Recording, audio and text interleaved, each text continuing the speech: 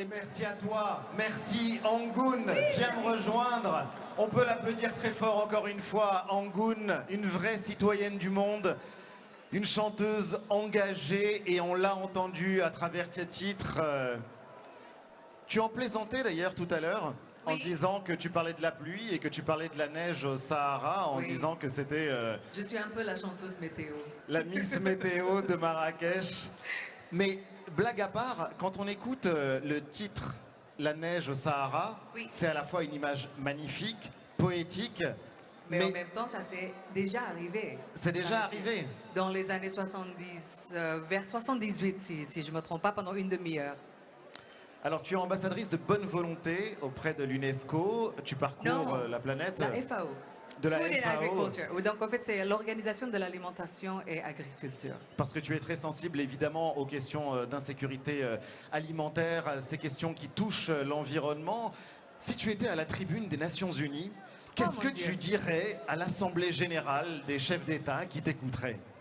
Moi, je dirais que finalement, le succès, la réussite d'une mission entraîne aussi la réussite de tous les autres. Parce que tout est lié. Parce qu'en fait, je me suis rendu compte, depuis que je travaille avec l'ONU depuis maintenant 9 ans, que la question, c'est pour éradiquer la faim dans le monde, la question est l'agriculture. Et l'agriculture est liée, mais intrinsèquement avec l'environnement. Donc, il faut qu'on se penche sur comment ne pas polluer la source d'eau, pour replanter les arbres. La déforestation touche beaucoup de parts du monde. Évidemment, et on peut en parler ici en Afrique, ici au Maroc. Ce sont de vrais sujets. Mais ce n'est pas irréversible, justement. C'est quelque chose, je pense qu'on peut aussi parler de la réforestation au lieu de parler tout le temps de la déforestation. Alors, tu es indonésienne, je le disais, et le tsunami a durement frappé ton pays natal. Tu étais très investie après la catastrophe, notamment pour la sauvegarde d'écosystèmes comme la mangrove, comme la forêt humide. Un mot là-dessus?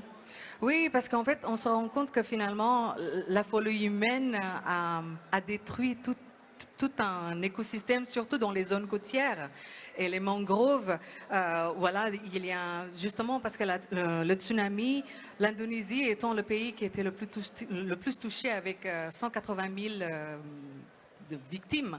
Et en fait, on s'est rendu compte que s'il y avait une barrière de 100 000 de 100 000, ce qui n'est pas grand-chose finalement, de mangroves, ça peut arrêter la vague. Et donc, on aurait, voilà, les dégâts auraient été... On aurait pu agir. Tout à fait. Mais et c'est vrai qu'il y a une forme d'optimisme dans ton message, parce qu'on peut encore agir.